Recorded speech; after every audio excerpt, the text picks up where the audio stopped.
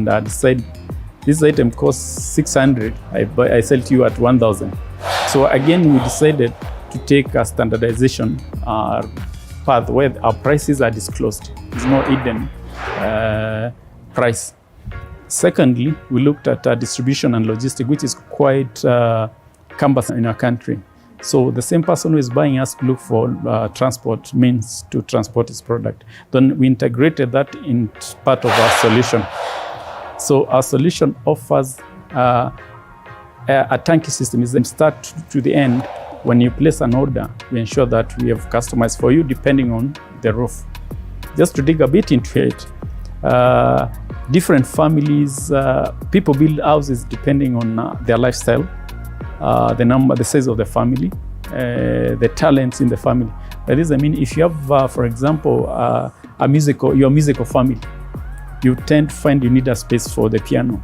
So what happens at the foundation affects how the roof is.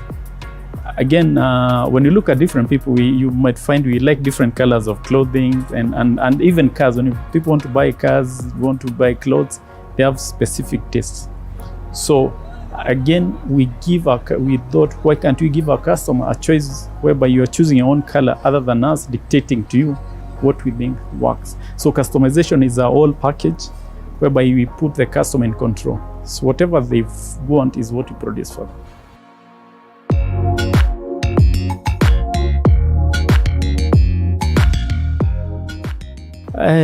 Yes, normally you get so many ideas and they're practical ideas. However, for me, this was a pain. And when I'm talking to most of my friends whom we share the same, at that time we were building, the story was the same. I think I say the same when people are constructing, they will only tell you, hey, mjengo imenikalia. And it's almost a universal statement for anyone who is building in Kenya. So if everyone is experiencing the same challenge, for me that presented a business opportunity because there's a real problem and we were coming up with a real solution for an existing problem. And also you understand in Kenya alone, we have a shortage of 2 million houses. So the gap is there, 200,000 deficit every year. So this was an opportunity, but more so because of our target customer, we want to allow them time to work because our customer is that person maybe who's working, running their business.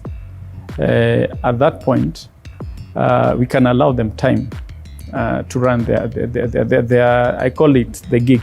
If you are doing a business, so you allow them time without worrying. So then we take care of the pain of shopping, production, and delivery.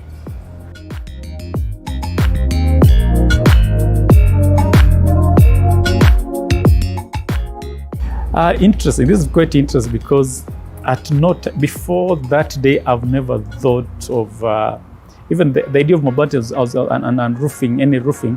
I used to think about it because I was using the product. Before then, I did not. So my background is in economics and accounting. So I had nothing, I did not study this, but I've done a lot of research and we have a lot of teams I work with, have engineers, electrical engineers, mechanical engineers, different. I was able to assemble a team that ensures the quality and control is done. So I have the vision for the business, but I have a team I work with.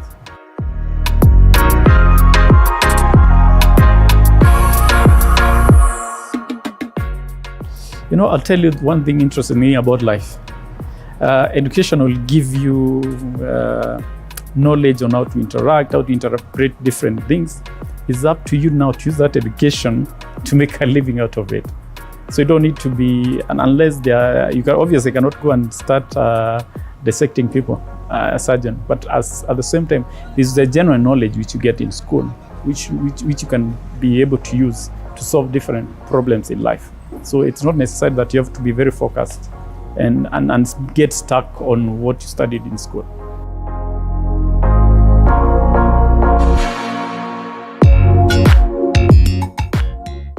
Yes, I was employed for slightly over 7 years, I think 7-8 years.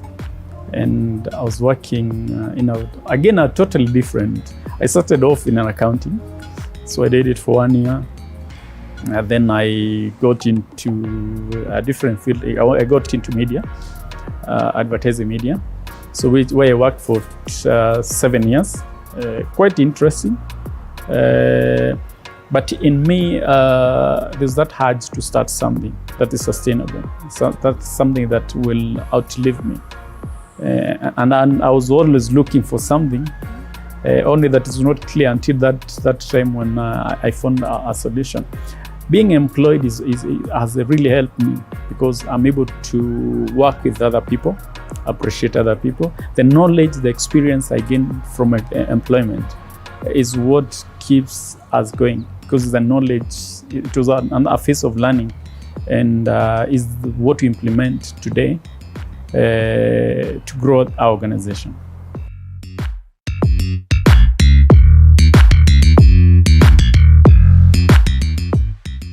The journey of Rhino, again, is quite interesting. One thing I used to do when I was employed, I used to invest. I'm a person who likes planning a lot. I would invest in land and saving at the same time. So when the right time came I was able to dispose some of my assets and my saving to start. We started quite small. We started with 2 machines to start off. So we started quite small, and we were able to plow in our profits. And that's how we have grown to where we are. So it's not, I say business is not about how much capital you have, it's what solution you are offering. Our customers believe in what we offer because it's a practical saving.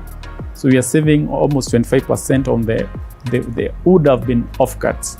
And when you're building it, by the time you get to the roof, you already have received enough beating. So anything that saves you money is a good solution. And with that, we've had a lot of referrals from our customers.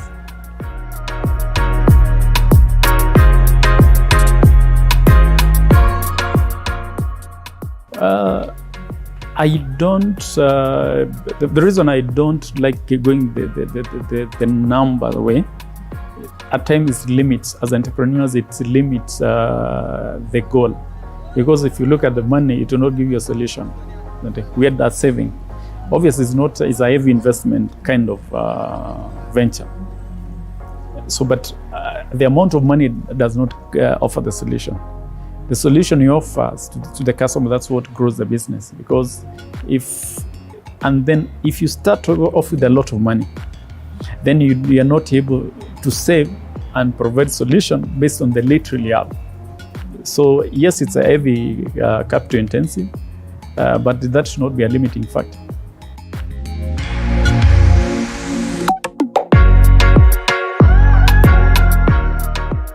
The biggest challenge is people accepting, because this was a totally new concept.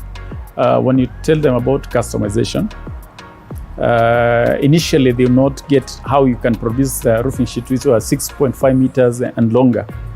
How you could produce a whole house piece by piece. It sounded quite complex, but as the customers start coming in and appreciating, we're able to overcome that. Number 2, most of the materials you see around here, we have to import them. So it takes time. By the time you have your consignment in and you start production, that also takes time. This is a heavily regulated industry. So there are a lot of permits you need to have from both the county level, the national level. I think for me, the biggest challenge in Kenya is not the capital. The biggest challenge of starting a business in Kenya is the layers of licenses you need to pay.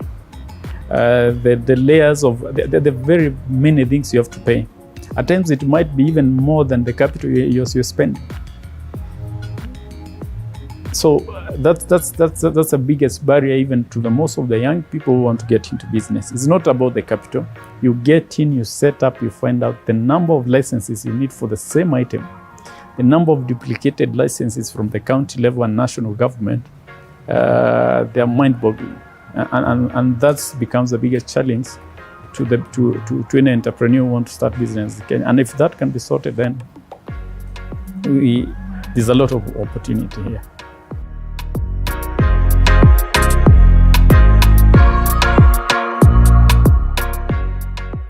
Uh, Going back to the capital, so initially when we would raise enough money, based on what we thought would work, we bought the machines, we brought in the raw material. We found one night, you have to print. There's a mark of quality which you're given. It's just approved by KEBS. You have to get that in place, and you have to print. The printer is quite something. It goes for almost 1.2 million, thereabout. So when we set everything ready, the machines, and we're excited to now we're going to start off, we realized we cannot go out in the market without printing our standard mark on the Mabati. So raising that money now, we had exhausted. At that point now we had to go back, and that is a point I question myself. I say, I have a good CV. I was not fired. I chose to work out. I could take care of my family without struggle. What is this am I getting into? But we had a discussion as a family, and I also believe in me. I always say, if you start something, see it to the finish. When I say I'm here, I'm already in pain. If I get, I give up. We've already spent all these resources. We go back to zero. So we decided we had our car, so which we sold. So that took us back to using the public means and all that. So when you're starting, there's a lot of sacrifice, and especially even from the family point of view, this is a business no one ever thought could be done by us. It's a totally new concept altogether.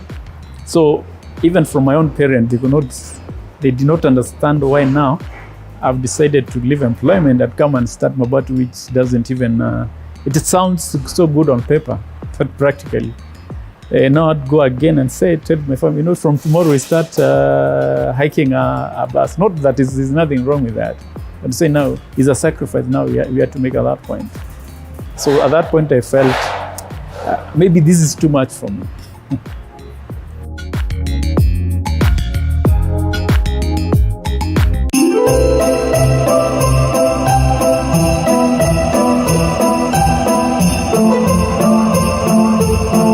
This is TV47. Happy holidays. Through equity, Power, energy, and light. The mix that is the heartbeat of the economy. our energy mix is it's a balanced one. I mean, largely we still depend on, right now it's about 40 to 50% geothermal.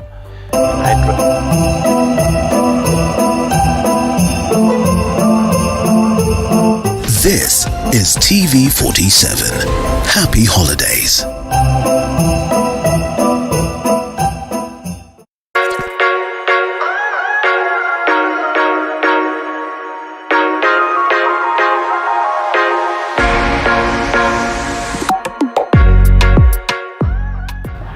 This is a very interesting and something I'm very passionate about. You find roofing and construction, the process is like taking a vacation. So what happens is people start, you get the plan, you approve, you discuss the family, you make changes, and then you start the process of constructing. Within your circle, when you start foundation, we start sharing photos. So all the communication is done through digital, because that person who is working in the office can be able to send us an image, and we respond, give a code, we pay through the bank, and we deliver without ever coming to any of our showroom. However, we have a showroom where people can physically go and view the product. But qualification is one key, but also we offer internship to young people. And if we see someone we can, we normally employ them if they're fitting within our system. Because we also have our own culture. And our culture is customer first, quality first, and the delivery experience also has to be very fast.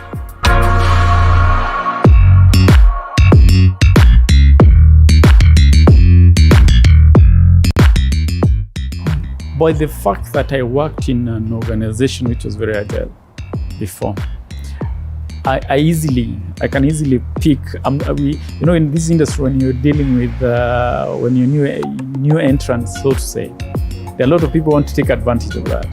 So the first thing, I think I have an advantage of an accounting background. So systems are put in place. So I'll differentiate, like we used to have on Fridays. There are those people who will call, they place an order and they bank a check. And then they put a lot of pressure for us to deliver on Saturday. Obviously, that is a red flag. So our sales team will be so excited about it. They closed a big deal. But obviously, when it gets to my desk, I raise a red flag. And we'll ask them, can we wait until Tuesday or Wednesday? When the check clears, then we... So on Monday, this person's check phone is off. So if we happen to deliver, so no, that's money gone. So again, yes, we are very prone to that, but you have to put system in place to ensure that you're protecting the business and your customers at the same time.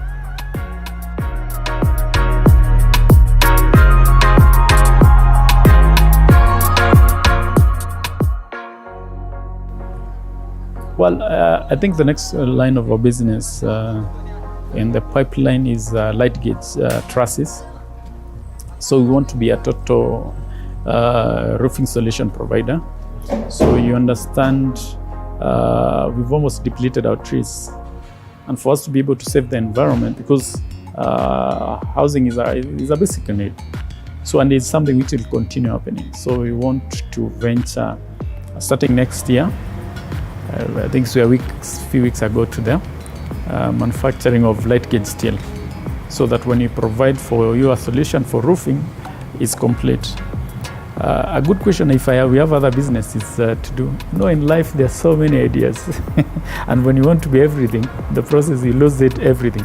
So we chose to focus on one line for now, so that we are able to meet the demand. We are a national company, so we have this is one of our branch, a factory branch, the production plant. We have this one. We have another in Meru and Kisumu. So it's not only this. So, and then we offer our delivery services nationwide. If you're in Mandera and if you're outside our factory, the price is the same. If you go in Kisumu, the price is the same. So we have ensured that we cut across the country, we cover the whole country, because with the opening of counties, the devolution, a lot of business is going out to the counties. A lot of people are putting up houses in the counties because land there is affordable and there's more workforce going there. So we cover the whole country.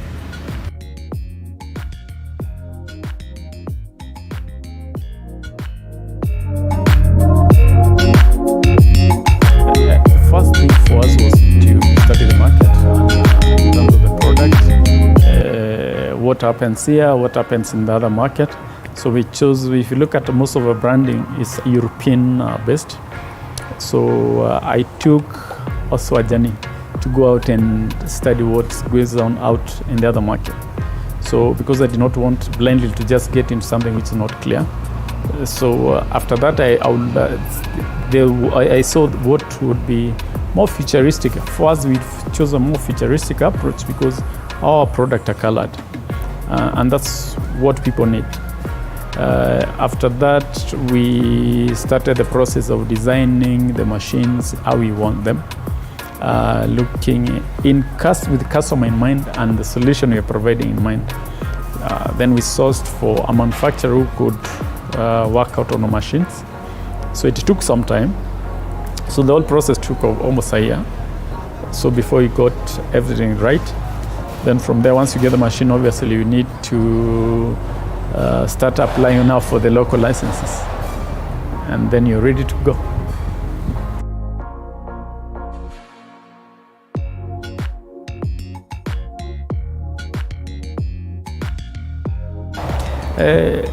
Our product is quite unique. Our brand trust is quite high because people, if you pay us and we promise to deliver within 72 hours, we're able to do that. What that has done, it has created organic growth more people keep on referring customer to us. 2, we use a lot of social media for communication, but word of mouth worked for us. The referrals have been very key to us, but we don't say we're not limited. We're not limited to that. We are a business which is open, so we always brainstorm with the team and find out, because also we're reaching to a young clientele.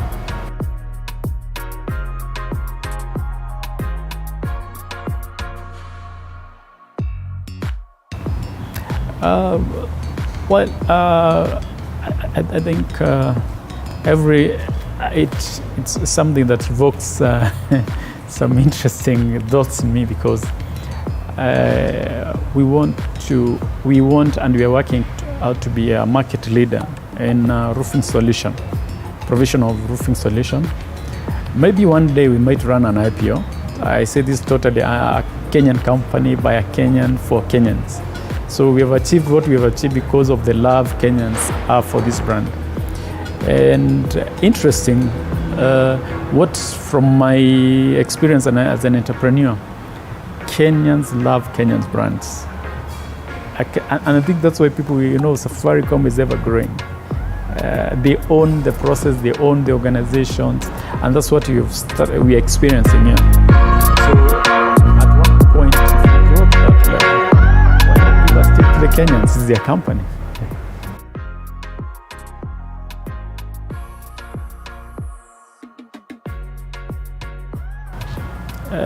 I love traveling. When you travel, you see a lot of things. You learn how to live with different kind of people. When you travel, you find there are very many different cultures. You experience different kind of foods. That teaches you a lot of things. You see in an African setting, there are things we don't eat. But when you go to other places, you see people are eating different things. It unlocks your mind, such that the limitations. So you look at life without a limitation, and what you learn a lot of things that you come and implement here. The good things, obviously, you're able to interact with different people. Our business is more global in terms of how we source material. It becomes easy for you to deal with different people. And even when you come here down, you learn we are the same. And when you're serving your customer from across the world, you don't have to, you drop the stereotyping kind of things maybe that limits us from growing in a business. And also when you're employing, apparently I'll tell you 90% of the people in this organization, they cut from all tribes in Kenya, because you don't select who comes. It's your qualification that gives you the job.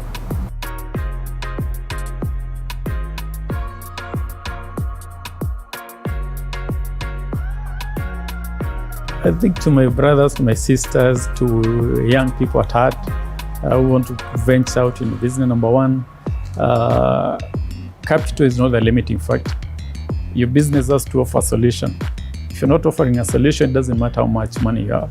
But two, you have to put your needs, set them aside for that time you want to get the business. Because what happens is when people start doing businesses, they think on how to spend. I think the young people call it the big spenders, want now to be seen. Then you have to be very patient with their business. It's a person like you're growing. You don't get a kid today and start running a marathon or a sprint the next day. So allow it time to grow. It's good to simulate an idea. Simulation of idea, I mean, talk to the next person, ask them opinion. At times we want to put things so close to our chest that the idea you're going into the market with is not tested. So you just thought it can work because you're creating a solution for yourself, not for the market. So it is doable, and manufacturing is a very interesting industry, and I encourage a lot of people to join. So I'm personally very open. I talk to a lot of people who want to venture into the same, and I think my mantra still, capital is not a limiting factor. At times you can join someone who is doing a similar business you are doing, learn from them, so that by the time you're starting, it's very clear what Is your idea better? Can you refine it a bit more? What challenges do these people go through before we put that word capital into, as the guiding thing